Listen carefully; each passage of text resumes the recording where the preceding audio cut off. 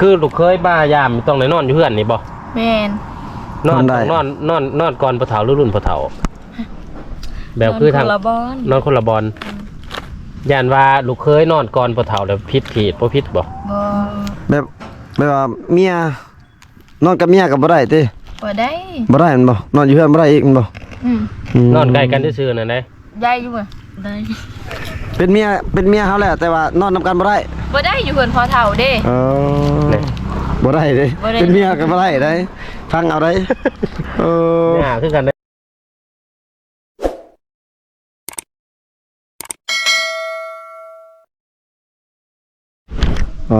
ตัวพี่น้องเอ้ยหลังจากที่ว่าถามน้องอยู่เฮือนเนาะหรือว่า EP ก่อนพี่น้องเอ้ยฮ้อนโพดพากันลงมานั่งอยู่ห่มใหม่ห่มก็เลยพี่นั่งอยู่ห่มผมใหม่พี่น้องเอ้ยให้ไผให้อายสบายดีน้องสาวจอยสาวน้อยสบายดีพี่น้องน้องๆเป็นผ้า ลงมาอยู่ลมพี่น้องเพราะว่าอากาศร้อนแห้งพี่น้องเพราะว่าบ้านน้องบ่มีพัดลมก็เลยมานั่งลินอยู่มันตั้งเงาเนี่ยเนาะเมาได้ยามนี่แม่เพราะว่าเฮ็ดงานคือสิร้อนขนาดพี่น้องเอ้ยเพราะว่าเราดูนี่เพราะว่าเขาเจ้าจุดให้เด้เขาจุดให้แม่นบ่น้องเขาบ้านน้องนี่เขาจุดแล้วบ่ให้บางบาทบางบ่อนกำลังสิจุดเลยเฉพาะมันร้อนเนาะแม่เขาเจ้าจุดให้ชุบน้องได้โดนไปได้สิจุดให้ยังอีก 2-3 มื้อจุดคือกันมันเอาพี่น้องเอ้ยน้องเฮ็ดจักบ่อนให้ฮะบ่อนเดียวน้องน้อยด้วยค่ะ2บ่อนตก2บ่อนบ่ทางให้ฮะดุเลยเนาะกว้างอยู่ว่าทางให้น่ะบ่กว้างก็น้องจอยก็สิกว้างเนาะกว้างอยู่น้องน้อยบ่กว้างปานใดหญ้ายังบ่ได้ปลงเนาะจังนี้เนาะยังบ่ได้จูดถ้าจูดไปน้ำปลงเนาะไปจุดมื้อนี้จูดแล้วมื้อนี้ให้ไปจุดอ้ายกับแม่แล้วก็เอื้อยน้องพักพรทางแล้วแหละพักพรจุดแล้วต้องได้ไปฮื้อให้เป็นบ่แม่นบัดละหญ้ามันปงจักเสียไปเสียหญ้าอันเฮาซักก่อนจึงเสียซักเขาให้เขาขึ้นแล้วจังเสียหญ้าบ่เอายังซักเนาะเอาเสียมบ่หรือเอายังเสียมก็ได้แน่นเอาเข็มฉันน้องสิปลูกยังปลูกข้าวบ่แม่นปลูกข้าวแล้วก็ปลูกต้นนำเลื่อนได้สักข้าวนำให้นะซักให้นะเดือน6บ่ประมาณนั้นเลยประมาณเดือน6เดือน5เบิ่งฮะฉันน้องก็ทางบ่ให้นะน้องนะทางหรือว่ามีแต่พ่อแม่ทางคือกันเมื่อยได้ทางให้เนาะแน่ต้นไม้ต้นใหญ่ๆบ่มีว่าผู้บ่าวพาผู้บ่าวไปทางให้สวยบ่มีบ่มีคันสมมุติว่าคืออยู่เพื่อนเฮ็ดนี่บัดเอาผัวไปก็เฮ็ดให้คือเก่าบ่เฮ็ดเรียกนี่นักกว่าเก่าเลยเนาะต้องเลยเป็นรักเป็นแรงเด้พี่น้องเอ้ยอยู่เพื่อนเท่านี้สมมุติว่าเฮาเฮ็ดน้ำพอน้ำแม่บัดขี้คร้านแน่เมื่อยแน่ก็บ่ได้ออกมันบ่แม่นคันเอาผัวไปต้องได้เฮ็ดคู่มือเฮ็ดถ้าบ่เฮ็ดเข้าก็ให้แบบว่าสุน้องกันเอาผัวนี่ใส่บัดนี้ได้บ่ใส่เครื่องแบบใส่บัดนี้ได้บ่ใส่ส่งบัดนี้บ่ค่อยได้บ่ค่อยได้ใส่บ่ได้เลยคันโดนนะได้แต่ว่าเฮาหาก็เอาน่ะบ่ได้โดนนี่ประมาณจักปีจังนุ่งส่งได้ 2-3 เดือนก็ใส่ได้ใหม่ๆนี่ใส่บ่ได้เลยแบบนี้ได้อยู่บางคนเขาก็ใส่แต่ว่าเขาให้เกียรติเขาเด้เขาก็บ่ใส่แบบอายจากท่านสมัยไหนๆเนาะเจ้านุ่งลายแต่ใส่ลายเลยแสดงก็หมายว่าถ้าว่าเอาผัวปุ๊บนี่เฮ็ดเวียกเฮ็ดงานเนาะแต่ว่าแต่งตัวนี่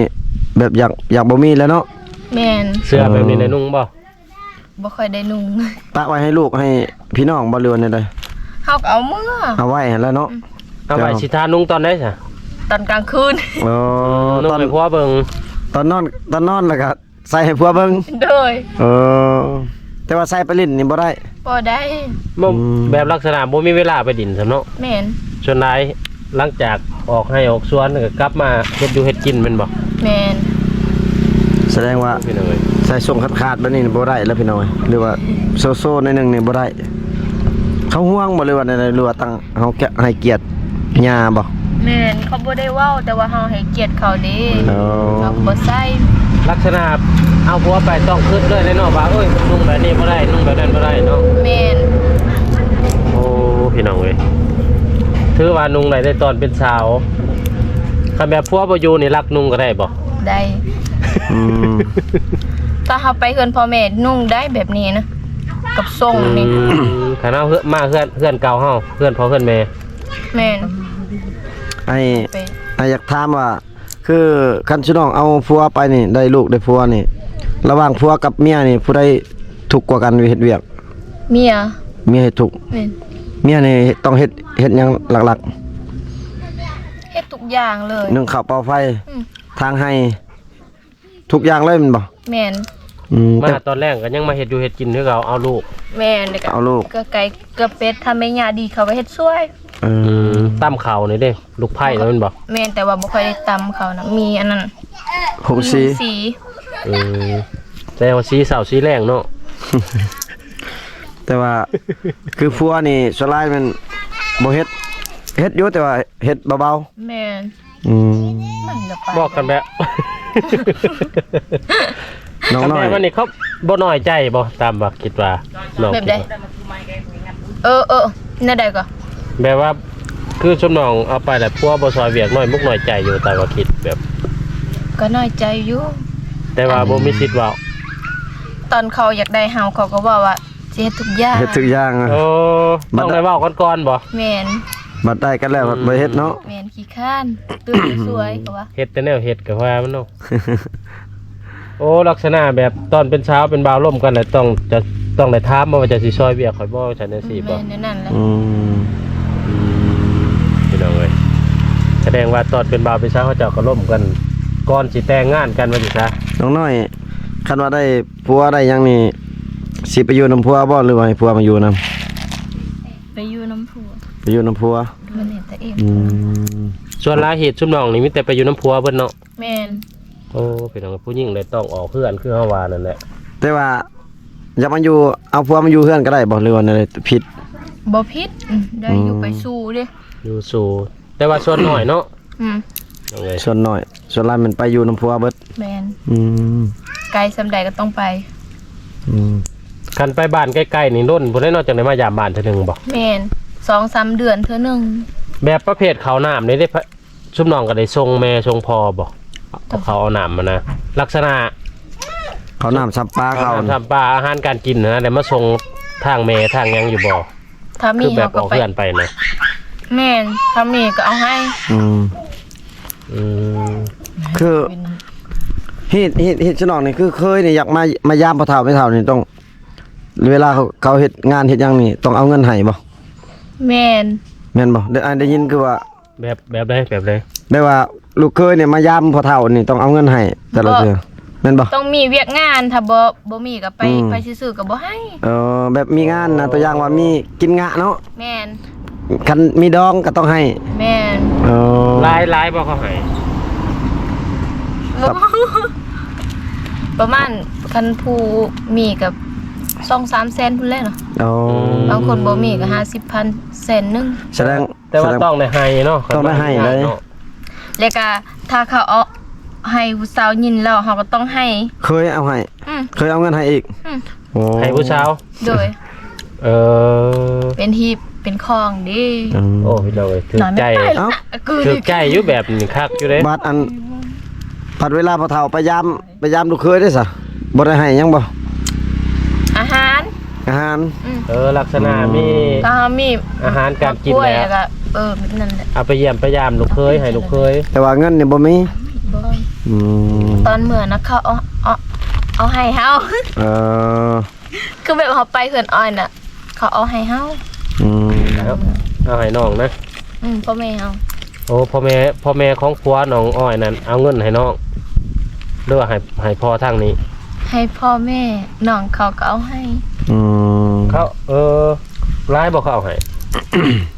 150,000ประมาณนั้นแหละ อืม ไปแต่ละเทือต้องให้บ่หรือว่ากรณีแบบมีเบียกมีงานไปซอยเบียกกันจังให้ เขาให้ใส่น้ำมัน โอ้แสดงว่าถ้าครอบครัวเพิ่นน่ะพออยู่พอกินเนาะ เอาติ่งยังไง บัดอันนั้นได้ซะคือพวกน้องอ้อยมายามอันพอน้องนี่มายามพี่เราก็เอาเงินให้ได้เนาะ บ่ เออบ่ให้ถ้ามีงานแล้วจังให้ แม่นทำ เอ นี่ อ ไม่รู้ แสดงว่าถ้ามีงานแล้วจะให้ถ้าบ่มีงาน การ ก็ เมื่อ คือ ป บ่ ก ให้ ติเนี่ยบ่ให้มายามก็จะเชือกกันแล้วเนาะ โดย คันแบบแม่นี่ที่บอกคือแบบทางเขตชุมน้องหรือว่าเขตเจ้าเอ๋ยเนี่ยแบบลักษณะแบบมีคนเสียหรือผู้เฒ่าไม่เฒ่าเลยลูกเคยต้องนักบ่ นี่มา อยู่เคยเป็นผู้นักกว่าหมู่เฮ็ดเวียกแบบคนเสีย ว่าเป็นงัวเป็นแบกก็ให้บ่ แม่ ก็ให้บ่โอ้พี่น้องเอ้ย แสดงว่านักเติบได้กูเป็นเคย นักเคยถักมีอยู่ไปเคยตะโอยแถวนี้นะพี่น้องอันนี้เป็นเรื่องหินเรื่องข้องเพิ่นเด้อพี่น้องเอ้ยก็ศึกษาเบิ่งนํกันฟังนํกัน แต่ว่าส่วนหลายสมมุติว่าไปอยู่ไทยอยู่หม่อนนี่ได้สิได้มายามบ้านซะโดนๆมาเทื่อนึงบอกเขาสมมุติว่าเอาผัวไปอยู่บ่อนบ้านไกลๆอ่ะนะ โดนเธอหนึ่ง แต่ว่ายามกินงานนี่ต้องได้มาบ่ มา โอ้ ลักษณะว่าเวียกงานอยู่ในครอบครัวยามมันจะเป็นเลยต้องได้มา มา แล้วก็ต้องได้เสียเงินพร้อมลูกเคยมาโอ้พี่น้องเอ้ย ถ้าบ่มีก็บ่เป็นหยัง ขอสิมายามเนาะ แม่นะครับคนเกลนะ ฟังไปเลยผู้ใดอยากเป็นลูกเคยทาง ตาโอ้ย ตาโอยพี่น้องเอ้ยขีดข้องแบบประมาณใดแบบใดคือเฮาเว้าไปนี่แหละบัดคือลูกเคยบ้ายามต้องได้นอนอยู่เฮือนนี่บ่ แม่น นอนก่อนผู้เฒ่าหรือรุ่นผู้เฒ่าแบบคือทาง นนละบอน นอนคนละบอลย่านว่าลูกเคยนอนก่อนผู้เฒ่าแล้วผิดขีดบ่ผิดบ่ บ่ แบบว่าเมียนอนกับเมียก็บ่ได้ติ บ่ได้ บ่ได้แม่นบ่นอนอยู่เฮือนบ่ได้อีกแม่นบ่ นอนใกล้กันซื่อๆนั่นได้ ได้อยู่บ่ได้ เป็นเมียเฮาแหละแต่ว่านอนนํกันบ่ได้ บ่ได้อยู่เพิ่นพอเฒ่าเด้ บ่ได้เด้ บ่ได้ เป็นเมียก็บ่ได้ได้ฟังเอาได้เนี่ยคือกันได้พี่น้องเอ้ยบางเทื่อเมาๆในเช็ดได้เลยเถอะบ่ฮู้เมื่อนี่สมมุติเอาเว้าว่าแบบอันนี้ก็แบบ ชุนว่า ตาม ผิดเหตุเนาะ พี่น้องเอ้ย ตัวอย่างว่าครับเป็นเมียแล้ว ไกล ไปนอ ก็ น ได้แต่ว่าอันคนละมานำหาน้ำ คนละบอล สมมุติว่านอนในผิดเหตุปะไม้บ่ปะไม้บ่หรือว่าบ่ ปั๊บ ปะไม้ บ่เพื่อนผู้เฒ่านี่ปั๊บ นั่น บ่ ซื่อๆหันได้แต่เฮ็ดหยังบ่ได้ ชุนว่าเฮ็ดนี่นะ ส ชุ ม น มุ ว่า ติ เฮ็ด ว่าเฮาเมาเฮายังนะแบบเขามีงานเดือนเมากินเหล้าเมาหูบ่หูเมื่อนะว่าสิซะ บ่ได้แล้วหันเฮ็ดเนี่ย พิธีปั๊บไหมบ่ แม่น โอ้พี่น้องเอ้ย เอาอุ่นมานำวินเลย แสดงว่าเป็นเมียแล้วก็นอนอยู่เฮือนก็บ่ได้อีก แม่นกันเพื่อนผู้เฒ่าได้พี่น้องกันเพื่อนตัวเองน่ะได้ตลอด คันที่ตัวเองนี่เฮ็ดได้เนาะ ได้ โอ้พี่น้องเอ้ยแปลกเลยพี่น้องเอ้ยเป็นเมียตัวเองแท้ๆนอนบ่ได้ แบบคือพิธีนี่เอายังแก่ทางเงินพ่อเฒ่าเนี่ยนี่แบบเฮาเอาแต่งกันแล้วยังไงเฮาแบบสิว่าจะได้เมาแบบบ่หูเมื่อโตนะ บ่จักเลยเฮายังบ่ บ่เคยเนาะเนาะ แต่ว่าเฮา แต่ว่าเขาเจ้าฮู้เองเนาะ อืม พี่น้องเอ้ยแปลกแบบนี้ เตะหน้าปะนะอันกันเนาะ แต่ว่าทางอื่นหรือทางลาวทางหยังสบายเด้น้องเว้าได้เนาะ แม่คันเป็นผัวเป็นเมียกันแล้ว นอนได้ บ่ให้แต่คนเห็น คันเป็นผัวเป็นเมียกันแล้วนอนอยู่ไสก็ได้ อืม พอแต่กอดกันอยู่แคมป์ทางพออย่าอยากคนเห็น กันอยู่เฮือนนี่ได้เบิดแคมป์บ่เฒ่าไม่เฒ่าได้เบิด แสดงว่านั่นแหละเหตุผลที่ว่าเขาเจ้าแบบผู้เคลื่อนต่างหากกันนะ ยากเนาะ เนี่ย เฉพาะเราเขาเขตนอกบางทีก็ออกเอากันแล้วก็ตั้งตูบนิดหน่อยอยู่กันพอได้อยู่ได้นอนแล้วก็โอเค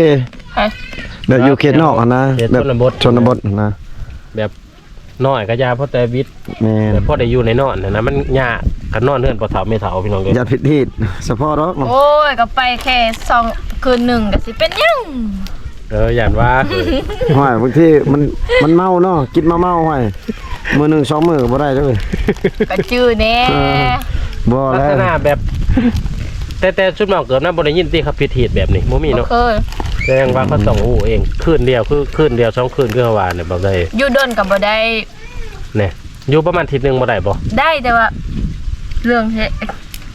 เรื่องอยู่นอนนํกันนี่บ่ได้เนาะ เขาก็จื้อตลอดเลยต้องอยู่ดนก็ โอ้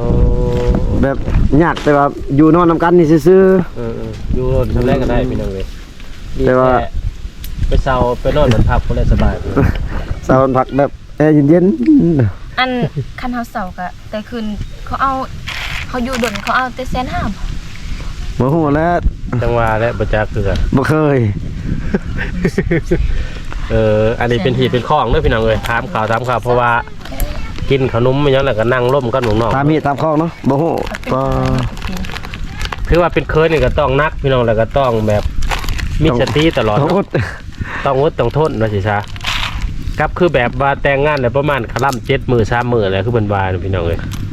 ก็สิแม่นดีๆตัวนั้นเนาะแม่นบ่เว้าไทย ก็มีเลยแบบนั้นแต่งกันนี่หลังจากมื้อ1 2 3มื้อต้องได้อดก่อนห้ามกอดห้ามหยังอีก เขาบ่ฮู้เด้ อืม ได้ยินเขาเว้าเนาะ แม่นบ่น้องน้อย ได้ยินแต่เขาเว้าเนาะถามชื่อน้องผู้เฮ็ดชื่อน้องแล้ว เออ อ้ายก็บ่ฮู้ได้ยินแต่เขาเว้า เฮาบ่เคยได้ยิน แต่ว่าสิ ว่าคิดว่าเอาแล้วก็ เรียบร้อยเลยเออ อิงตามที่ของแต่ละเฮือนคือกันพี่น้องเอ้ยอันนี้ต้องใช้พี่น้องเอ้ยอ้าว บางบ่อนเพิ่นว่าเฮ็ดหยังบ่ได้เด้อหลังจาก 2-3 มื้อพี่น้องเอ้ยก็ถามข่าวๆหรือว่าฮีตครอบประเพณีสาวชนเผ่าตะโอ้ยหรือว่าสาวโสดพี่น้องเอ้ยให้หนุ่มโสดหรือว่าผู้ที่อยากจีบน้องๆเนาะก็ได้ฮู้นํกันพี่น้องเอ้ยอยู่ในคลิปนี่ล่ะฮีตของประเพณี อยากจีบก็พอมาจีบ จีบได้แม่นบ่ ได้ไม่อยากอยู่โสดอ่ะ เอ้ยอยากได้ผัวเลยติ พี่น้องก็คลิปนี้กับเบาผู้ไทยก็สิได้ขออนุญาตปิดคลิปไว้เพียงเท่านี้ก่อนพี่น้องขอบอกขอบใจ FC ที่เข้ามาติดตามมาชมคลิปแต่ต้นจนจบนะพี่น้องเนาะอยู่ดีมีแฮงเบิร์ดสุขุทุกคนพี่น้องบ๊ายบายนะ